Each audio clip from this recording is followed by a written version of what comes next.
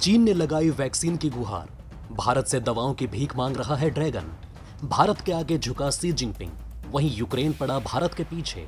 भारत के शांति फार्मूले का जेलेंस्की ने उड़ाया मजाक। जेलेंस्की ने कहा भारत हमें रूस से बचाए। दोस्तों, वो कहते हैं ना कि आप भले ही अपनों से चाहे जितनी मर्जी नफरत कर लो, लेकिन आखिरी में काम वही आएंगे। इस समय भारत का पड़ोसी मुल्क चीन कोरोना से बुरी तरह बेबस है। अस्पतालों में दवाइयां नहीं बची, दुकानों में कफन नहीं बचे और शमशानों में किलोमीटर लंबी लाइनें लगी हुई हैं। आलम यह है कि लोग हर पल मौत के साए के बीच सांस ले रहे हैं। ऐसे में अब भारत की दवाइयां ही चीनियों की जान बचा रही है। ड्रैगन इतना अकड़ू देश है कि वो सीधे आकर भारत से दवाइयां नहीं मांग रहा, क्योंकि ऐसा करने से दुनिया में ड्रैगन के मेडिकल साइंस की पोल खुल जाएगी। इसलिए लोग ब्लैक मार्केट के जरिए भारतीय दवा खरीदने पर मजबूर हो रहे हैं। जी हाँ दोस्तों, लोग छुपकर भारतीय दवाइयों का इस्तेमाल खुद को बचाने के लिए कर रहे हैं। और ऐसा नहीं है कि ये खबर चीन की सरकार को नहीं है, बल्कि उन्होंने तो पहले ही चीनियों को मरने के लिए छोड़ दिया। ऐसे में अगर वो भारतीय दवाइयों का इस्तेमाल कर भी रहे हैं तो सरकार के लिए टेंशन कम होने जैसा है। मालूम हो कि चीन ने इस साल 2 कोविड-19 एंटीवायरल की मंजूरी दी, जिसमें फाइजर के पैक्सलोविड और एजोडिविन शामिल है। मगर ये दोनों कुछ खास अस्पतालों में ही अवेलेबल हैं। साथ ही इन दवाइयों की कीमत इतनी ज्यादा है कि आम चीनी नागरिक उनको नहीं खरीद पा रहे। ऐसी स्थिति में वो गैर कानूनी तरीके से छन के मंगवाई गई भारत की जेनरिक दवाइयों का इस्तेमाल कर रहे हैं। चीनी सरकार के नियम के मुताबिक अगर कोई भारतीय दवाइयों को खरीदता या बेचता पकड़ा गया तो सख्त कार्रवाई होगी। मगर स्थिति इतनी बिगड़ चुकी है कि लोग दवाइयों को खरीद रहे हैं। लोग हालतों के मारे हैं, इतने मजबूर हैं कि उन्हें सरकार का डर नहीं रहा। अब बस चीन के जहरीले वातावरण में सांस लेने के लिए लोगों को जो रास्ता ठीक लग रहा है वो उसे अपना रहे हैं।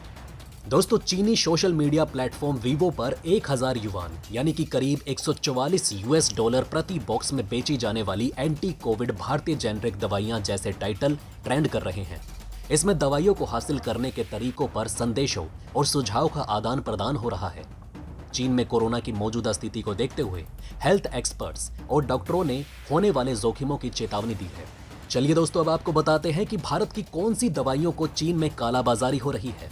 प्रोमोवीर, पैक्सिस्टार, मोलुनाट और मोलानिट्रिक्स ब्रांड नाम से भारत के 4 तरह की जेनरिक एंटी कोविड दवाइयां चीनी बाजार में गैर कानूनी तरीके से बेची जा रही हैं। ऑनलाइन पोर्टल टेंसेंट न्यूज के मुताबिक पैक्सलोविड की कीमत 2980 युआन पर बॉक्स है, जबकि भारत में बनी इन्हीं दवाइयों का एक बॉक्स 530 से 1600 युआन में खरीदा जा सकता है। हालांकि भारतीय जेनरिक दवाइयों को चीनी सरकार ने इजाजत नहीं दी है। यहाँ पर उन्हें बेचना दंडनीय अपराध है। लेकिन ये सभी खबरें चीनी न्यूज चैनल पर आने के बावजूद भी चीन की सरकार कोई कदम नहीं उठा रही, क्योंकि वो जानते हैं कि सरकार चाहकर भी इतनी सस्ती दवाइयां लोगों को मुहैया नहीं करवा सकती। और लोग जानते हैं कि सरकार ने गरीब लोगों को सड़कों पर ही मरने के लिए छोड़ दिया है। लेकिन दोस्तों, हम भारतीयों का दिल बहुत बड़ा है, इसलिए भारत चीन की बर्बरता को देखते हुए सिर्फ इंसानियत के नाते चीन की मदद करने को तैयार है। पिछले हफ्ते ही pharmaceuticals export promotion council of India के चेयरपर्सन साहिल मुंजाल ने राइटर्स को बताया कि आइबुप्रोफेन और पैरासिटामोल दवा बनाने वाली कंपनियों के पास चीन से ऑर्डर आ रहे हैं। उन्होंने कहा कि चीन में इस समय आइबुप्रोफेन और पैरासिटामोल की भारी डिमांड है। भारतीय विदेश मंत्रालय स्पोक्सपर्सन अरिंदम बागची ने कहा कि हम चीन में कोविड की स्थिति पर नजर रख रहे हैं और जितना हो सकता है इंसानियत मदद के तहत हम चीन को दवाइयां सप्लाई करने के लिए तैयार हैं। सोचिए दोस्तों, जो चीन बॉर्डर पर सुरक्षा के नाम पर कील वाले डंडे और खतरनाक हथियार लेकर आता है, उस चीन की असली सुरक्षा तो भारत कर रहा है। एक देश की सुरक्षा तब होती है जब वहां के नागरिक सुरक्षित हों, और ये फेवर भी भारत चीन के नागरिकों के लिए कर रहा है। लेकिन भारत ये आज भी जानता है कि वो चीनियों की कितनी भी मदद कर ले, चीन पीछे से वार करने वाला देश है। पर इस जंग में भारत इंसानियत को पीछे नहीं छोड़ सकता।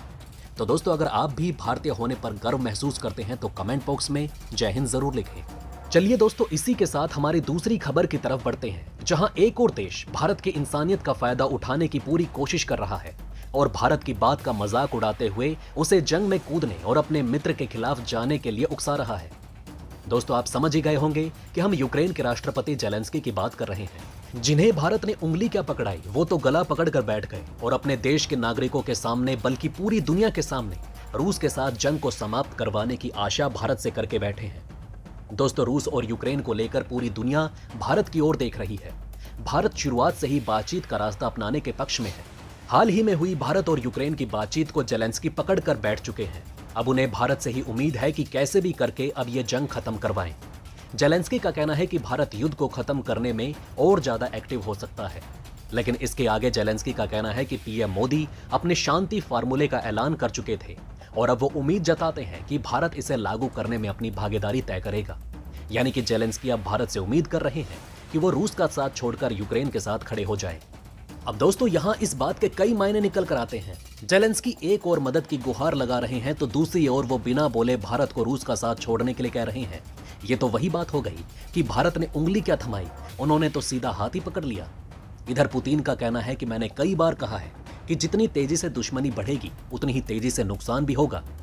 उन्होंने कहा कि रूस यूक्रेन के साथ युद्ध को खत्म करना चाहता है, लेकिन साथ ही उन्होंने ये भी कहा कि इस युद्ध को कूटनीतिक समाधान के साथ खत्म करना चाहिए। पुतिन की माने तो सैन्य संघर्ष या तो एक तरफा नतीजे पर खत्म होता है या फिर ये कूटनीतिक बातचीत के बाद अंजाम पर पहुंचता है। कभी न कभी युद्ध में शामिल देश बैठते हैं और समझौता करते हैं। ये बात तो साफ है कि रूस जंग को खत्म करना चाहता है, लेकिन यूक्रेन पश्चिमी देशों से मिल रही मदद के चलते अकड़ में है।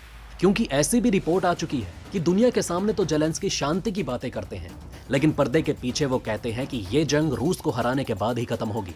यानी कि साफ है कि जेलेंस्की खुद नहीं चाहते कि ये जंग खत्म हो। ऐसे में दुनिया के सामने शांति का राग अलापने से पहले उन्हें अपने सच को बाहर लाना चाहिए। आपका इस बारे में क्या कहना है, हमें कमेंट में अपनी राय जरूर बताएं।